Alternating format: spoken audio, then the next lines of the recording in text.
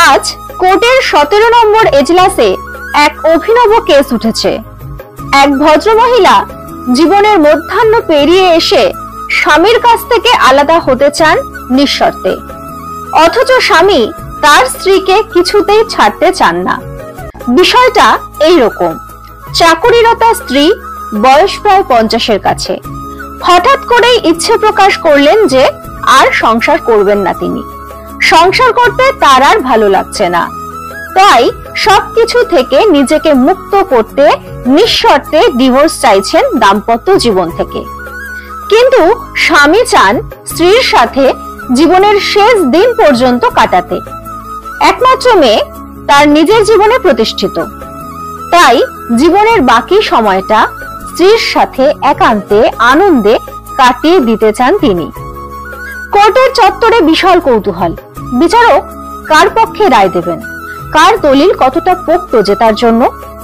শঙ্খনীল আর অনুপমা দাম্পত্য জীবনের 25 বছর কাটিয়ে দিয়েছেন একসাথে। একটি মাত্র কন্যা সন্তানকে নিয়ে গড়ে ওঠা তাদের সংসারে কেউ কখনো অশান্তি দেখেনি। বাইরে থেকে সবাই জানতো এরা সবাই সুখী। এমনকি শঙ্খনীল অনুপমার বন্ধু মহলে ওরা স্বামী স্ত্রী হিসেবে সেরা দম্পতির একটা উদাহরণও ছিল। সেই দম্পতির এমন কাহিনী যেন মেনে নেওয়া যায় না। 25 বছরের দাম্পত্য জীবনে যখন মানুষ রজত জয়ন্তী বিবাহ বার্ষিকী পালন করেন, ঠিক সেই সময়েই অনুপমার এমন আইনি আপিল। বিচারক জিজ্ঞেস করলেন অনুপমাকে, আপনার স্বামী কি পরকীয়া করেন? অনুপমার উত্তর, বর্তমানে আমার স্বামীর জীবনে আমি ছাড়া কেউ নেই, আমি তার সবচেয়ে কাঙ্ক্ষিত নারী। বিচারক আবারও জিজ্ঞাসা করলেন, তাহলে উনি কি অত্যাচারী? ডোমেস্টিক ভায়োলেন্স হয় আপনার সাথে? অনুপমা হেসে বলল, মোটা টাকা মাইনে পাওয়া বইয়ের ওপরে ডোমেস্টিক ভায়োলেন্স করতে পারেন কোন স্বামী? আমার মনে হয় না সে ক্ষমতা কোনো স্বামীর থাকতে পারে বলে। তাহলে কেন ডিভোর্স চান আপনি আপনার স্বামীর থেকে? আপনার সাথে কোনো খারাপ কিছু হয় না, তাহলে শুধু শুধু একটা সম্পর্ক থেকে বেরিয়ে যেতে পারেন না আপনি? বিচারকের এমন প্রশ্নে অনুপমা উত্তর দিতে শুরু করলো, আজকের ভালোটুকু দেখেই আপনি বিচার করবেন ধর্মাবতার? আমার বিগত 25 বছরের প্রত্যেকটা দিনের কষ্ট, গ্লানি, চোখের জল, অমানসিক শারীরিক পরিশ্রম, তার কি কোনো মূল্য নেই? কলেজ জীবনে বন্ধুত্ব দিয়ে প্রেম আসে আমার জীবনে। দীর্ঘ 7-8 বছরের প্রেমের পরে আমাদের বিবাহিত জীবন শুরু হয়। বিয়ের পরেই দেখলাম আমার স্বামীর মধ্যে থেকে সেই প্রেমিক হারিয়ে গেল। সে তখন আমাকে তার মায়ের সাথে আপোষ করে চলার শিক্ষা দেয়, রান্না শিখে নিতে বলে। তার রোজকার জীবনের বহু কাজ আমার উপরে চাপিয়ে নিশ্চিন্তে স্বামী হওয়ার মজা লুটতে শুরু করেন। স্বামীর মায়ের কাছে আমি তখন একজন তুচ্ছ প্রতিদ্বন্দ্বী মাত্র, যাকে রোজ অতি তুচ্ছ কারণে হেনস্থা অপমান করে আমার শাশুড়ি মা মজা লুটেছেন। আমি কিন্তু তখনও চাকুরিরতাই ছিলাম অর্থনৈতিকভাবে পুরোপুরি স্বাবলম্বী। তবুও স্বামীকে কাছে পাবার লোভে শাশুড়ি মায়ের দেওয়া সমস্ত গ্লানি হাসি মুখে মেনে নিয়েছি। লোভ ছিল একটাই, আমার স্বামীর মধ্যে যে প্রেমিক মানুষটি আছে সে তার প্রেম দিয়ে আমাকে ভরিয়ে রাখবে। যতই অর্থনৈতিকভাবে স্বাবলম্বী হই না কেন, বাজারে তো আর প্রেম বিকই না যে অর্থ দিয়ে কিনে নেব। তাই নিজের উজাড় করা ভালোবাসা দিয়ে তার সংসারে নিজেকে মানিয়ে নিয়ে তার মায়ের সামনে নিজেকে চরম ব্যর্থ হিসেবে প্রমাণ করে আমি সেই প্রেমিকের প্রেম পেতে চেয়েছিলাম, কিন্তু পাইনি। আমি সেই প্রেম পাইনি। সেই প্রেমিক ভালোবাসার কবরে চাপা পড়ে গিয়ে একজন স্বামীকে ফিরিয়ে দিল আমার কাছে, যে খুব ভালো সন্তান, যে খুব ভালো ভাই, আবার যে খুব ভালো বাবা, ভালো বন্ধু, এমনকি ভালো বসও প্রমাণিত হলো। শুধু হতে পারলো না আমার প্রেমিক। ভালো প্রেমিক চাইনি, প্রতিপত্তি থাকা অর্থবান প্রেমিকও চাইনি, শুধু সামান্য একজন প্রেমিককে চেয়েছিলাম, যার বিশাল হৃদয়টা শুধু আমার জন্য তোলা থাকবে। কিন্তু কিছুই হয়নি। আমি সেই মানুষটার ভালোবাসার বাঁধনে পড়ে তার সন্তানের মা হলাম।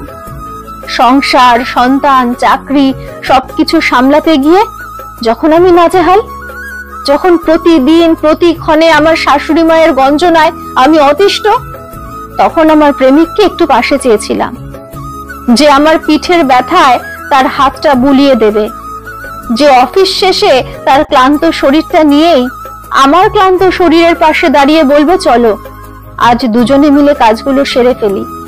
আমি মানা করলেও সে বলবে, ক্লান্ত তো দুজনেই, অফিস তো দুজনেই করেছি, তাহলে ঘরের সবটুকু তুমি একা করবে কেন? আমি চেয়েছিলাম সেই প্রেমিককে, যে তার মায়ের গঞ্জনার সামনে দাঁড়িয়ে বলবে, এর চেয়ে বেশি কিছু আমার অনুপমা করতে পারবে না, তুমি ওকে অপমান করবে না। ভুলে যেও না, অনুপমা শুধু আমার স্ত্রী নয়, সে আমার ভালোবাসা। সে বলেনি ধর্মাবতার, আমার হয়ে একটি কথাও খরচ করেনি সে। বরং বাচ্চা হওয়ার পরে যখন আমার শরীরে পেটে স্ট্রেচের দাগ, পেটটা মোটা, রাতের পর রাত না ঘুমিয়ে চোখের কোণে কালি পড়ে গেল, তখন আমার সেই কুশ্রী চেহারাটাকে সে অবজ্ঞা করতে শুরু করে। তার কাছে সে সময় চেহারায় চড়া রং মাখা অফিস কলিগটির দুঃখ ছিল বেশি গুরুত্বপূর্ণ। অফিসের পরেও বাড়ি ফিরে এসে তার সাথে চলতো ফোনে বার্তালাপ। আমি সব দেখেও চুপ ছিলাম। বহুবার আমার স্বামীর কাছে কাকুতি মিনতি করে বলেছি, আমি তোমার প্রেমিকা হতে চাই, কিন্তু আমার স্বামী তখন অন্য মহিলার মধ্যে প্রেমিকা খুঁজতে ব্যস্ত। আমি তবুও যাইনি আমার স্বামীকে ছেড়ে। বুকের মধ্যে পাথর চাপা দিয়ে অপেক্ষায় থাকলাম, যদি আমার সেই হারিয়ে যাওয়া প্রেমিকটাকে ফিরে পাই, এই আশায়।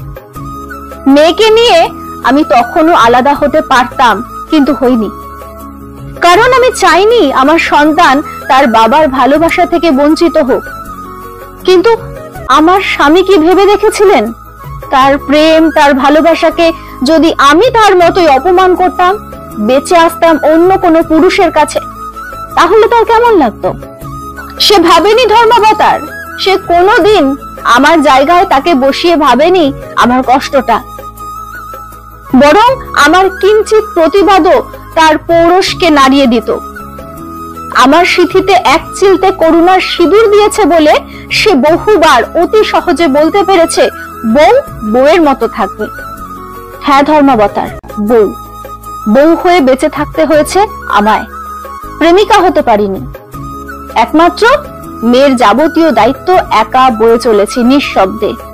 যতই কষ্ট হোক না কেন আমার, মুখ ফুটে বলতে পারিনি, কারণ আমি জানতাম আমার সব অনুরোধের একটাই উত্তর আসবে, পারবো না।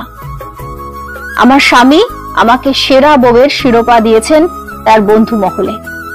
গর্ব করে বুক ফুলিয়ে বলেছেন, আমার বউয়ের সাথে আমার কখনো ঝগড়া হয় না, আমার বউ ভীষণ অ্যাডজাস্টিভ, আমার ব্যক্তিগত জীবনে নাক গলায় না কখনো। কি করে নাক গলাবো বলুন তো? কি করে অ্যাডজাস্টিভ হবো না বলুন তো? তার ব্যক্তিগত জীবনটা তো তার একার ছিল। সে বিবাহিত হয়েও বিনা নোটিসে বন্ধুদের সাথে বেরিয়ে পড়তো ভ্রমণের পথে, রাতের পর রাত আড্ডা দিয়ে কাটিয়ে দিতেন নির্দ্বিধায়। কখনো জানতে চাননি অনুপমার তাকে প্রয়োজন আছে কিনা। তার ব্যক্তিগত জীবনটা যেমন একান্ত তার, আমার ব্যক্তিগত জীবনটাও কি আমার একান্ত ব্যক্তিগত নয়? আমি দীর্ঘ 25 বছর ধরে স্ত্রীর ভূমিকা পালন করেছি, 23 বছর ধরে মায়ের ভূমিকা পালন করেছি। যে সন্তানকে নিজে যেচে পৃথিবীতে নিয়ে এসেছিলাম, তার প্রতি সমস্ত দায়িত্ব পালন করে তাকে জীবনে প্রতিষ্ঠিত করে দিয়েছি, স্বাবলম্বী করে দিয়েছি। নিজের জীবনকে শূন্য করে সবার জীবনকে পরিপূর্ণ করেছি।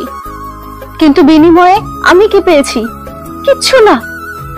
বরং প্রতিক্ষণে আমার ভিতরের প্রেমিকাকে একটু একটু করে মরতে দেখেছি আমি, অবসাদে নিঃশব্দে তাকে কাঁদতে দেখেছি আমি।